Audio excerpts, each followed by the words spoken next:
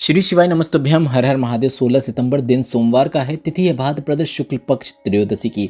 साथ में विश्वकर्मा जयंती और कन्या संक्रांति और गणेश उत्सव का भी शुभ योग बन रहा है। ऐसे में गुरुजी पंडित प्रदीप मिश्रा जी के बताए भादो सोमवार में किए जाने वाले उपायों की जानकारी हम आपको इस वीडियो के माध्यम से देने वाले हैं। इस वीडियो में हम आपको भोलेनाथ के मंदिर में अगर आप नहीं भी जा पा रहे हैं तो कौन सा उपाय करने से भोलेनाथ की शिवलिंग पर जल चढ़ाने का आपको लाभ प्राप्त हो सकता है, उस उपाय की जानकारी देंगे। साथ ही दूसरा उपाय जो होगा भाग्य की उल्टी रेखाओं को सही करने वाला उपाय होगा। तीसरा उपाय जो होगा सोमवार का सबसे अच्छा कर्ज मुक्ति उपाय होगा। चौथा उपाय जो होगा अलोनी गोबर के कंडे से एक विशेष उपाय आपको करना है।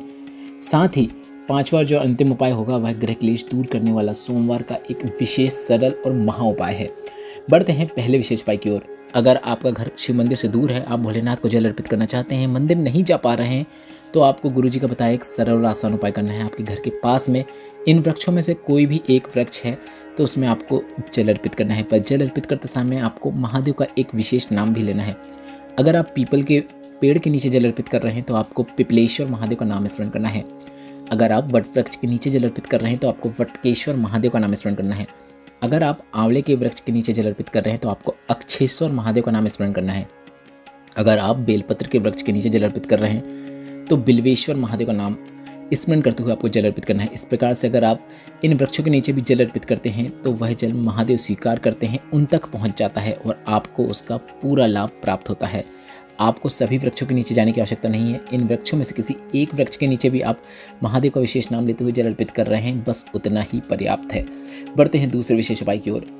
इस सोमवार को आप जब भी शिव मंदिर में जाएं तो आपको एक सरल और आसान उपाय करना है। आपको बेलपत्र को शिवलिंग पे अर्पित करना है, पर बेलपत्र को शिवलिंग में अर्पित करने से पहले आपको बेलपत्र में कुछ न कुछ अवश्य लगाना है। आप बेलपत्र की बीच वाली पत्ती में शहद लगा सकते हैं, अष्टगंध चंदन लगा सकते हैं, गुलाल लगा सकते हैं, अबीर लगा सकते हैं या फिर चंदन लगा सकते हैं। मतलब कुछ न कुछ बेलपत्र की बीच वाली पत्ती में लगाते हुए ही बेलपत्र को आपको शिवलिंग पे अर्पित करना है। भाग्य में कितनी ही उल्टी रेखाएं क्यों न चल रही हो, सब संवरना शुरू हो जाती है। सोमवार के दिन भोलेनाथ के शिवलिंग पर एक बेलपत्र अर्पित करने से सभी सामग्री मतलब एक सामग्री जो भी आप लगा रहे हैं उसे लगाने के बाद आपको उस बेलपत्र को शिवलिंग के ऊपर अर्पित कर देना है। इस प्रकार से अर्पित करें कि बेलपत्र की डंडी जलधारी की ओर हो। यह उपाय करते समय आप श्री शिवाय नमस्तुभ्यम या फिर नमः शिवाय या फिर ओम नमः शिवाय मंत्र का उच्चारण अवश्य कीजिएगा। बढ़ते हैं तीसरे विशेष उपाय की ओर। कर्ज मुक्ति का सबसे विशेष और सरल और आसान उपाय जो कि गुरुजी पंडित प्रदीप मिश्रा जी ने अपनी पिछली कई शिव महापुराण कथाओं में बताया है। गुरुजी ने कहा सोमवार के दिन आपको वट वृक्ष मतलब बरगद के पेड़ के नीचे जाना है। सुबह जा रहे हैं तो आपको एक कलश में जल भर लेना है और इस जल से भरे हुए कलश के अंदर आपको एक लौंग डाल देना है। इसके बाद वटकेश्वर महादेव का स्मरण करते हुए कलश का पूरा जल और लौंग को वट वृक्ष के नीचे जड़ के पास अर्पित कर देना है। बस इतना ही करना है। आप चाहो तो कर्जे का भान भी कर सकते हैं। जितना कर्जा हो वह शीघ्र अतिशीघ्र चुक जाता है। 3 से 5 सोमवार करके देखिएगा, आपको लाभ जरूर देखने को मिलेगा। अगर यह उपाय करने आप सुबह नहीं जा पा रहे हैं, शाम को जा रहे हैं, तो भी आप यह उपाय शाम को कर सकते हैं। बस शाम को आपको जल से भरा हुआ कलश ले जाने की आवश्यकता नहीं है। शाम को आपको एक गाय के घी का दीपक तैयार करना है जिसमें आपको गोल बाती का उपयोग करना है और यह दीपक आपको शाम के समय प्रदोष काल वह समय होता है सूर्य अस्त के 45 मिनट पहले से लेकर 45 मिनट बाद तक का समय। इस समय आपको वट वृक्ष के नीचे जाकर बरगद के पेड़ के नीचे जाकर यह दीपक आपको प्रज्वलित कर देना है। इसके साथ ही आपको एक लौंग वट वृक्ष के नीचे अपने कर्जे का भान करते हुए वटकेश्वर महादेव का स्मरण करते हुए अर्पित कर देना है। बस इतना ही करना है। यह उपाय भी आपको 3 से 5 सोमवार करके देखना है, आपको लाभ जरूर देखने को मिलेगा। बढ़ते हैं चौथे विशेष उपाय की ओर। अलोनी गोबर के कंडे से जुड़े हुए एक विशेष उपाय की गुरुजी ने जानकारी दी थी। सबसे पहले तो आप यह समझ लीजिए, इस उपाय को करने के लिए आपको भस्म की आवश्यकता होती है। आप चाहो तो सीधे मार्केट में जाके महाकाल की भस्म खरीद सकते हैं और उसका उपयोग इस उपाय के लिए कर सकते हैं। अगर नहीं कर पा रहे हैं तो आप अलोनी गोबर के कंडे से भस्म तैयार कर सकते हैं। अब अलोनी गोबर के कंडे से भस्म तैयार करने का तरीका इस प्रकार है जो कि गुरुजी पंडित प्रदीप मिश्रा जी ने बताया है। गाय जब गोबर करती है तो उसे आपको उसी अवस्था में सूखने देना है। आपको उसे उठाकर अपनी हाथ का उपयोग करते हुए कोई आकृति देने की आवश्यकता नहीं है। जैसा गाय गोबर करती है वैसा ही सूख जाए, उसे आप उठा लें, वह कड़क हो जाएगा। यही अलोनी गोबर का कंडा कहलाता है। इसे अग्नि के माध्यम से आपको पूरी तरीके से जला लेना है, भस्म तैयार कर लेना है, भस्म को छान लेना है और इसके बाद इस भस्म का आपको भोलेनाथ की शिवलिंग पर भस्म श्रृंगार करना है। भस्म भोलेनाथ की शिवलिंग पे अर्पित करना है।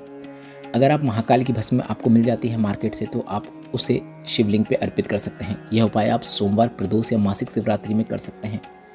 जब भोलेनाथ के शिवलिंग पर आप भस्म अर्पित कर देंगे तो अपने हाथ की 3 उंगलियों का उपयोग करते हुए शिवलिंग में से थोड़ी सी भस्म को अपनी उंगलियों में लगा लेना है और वह भस्म आपको अपने मस्तक में त्रिपुंड बना लेना है या फिर वक्षस्थल में त्रिपुंड बना लेना है। मात्र इतना कर देने से आपकी किस्मत में कितनी ही उल्टी रेखाएं क्यों ना हो, वह बदलना शुरू हो जाती हैं। अगर वक्षस्थल में लगा रहे हैं तो यह आपको रोग मुक्ति प्रदान करता है।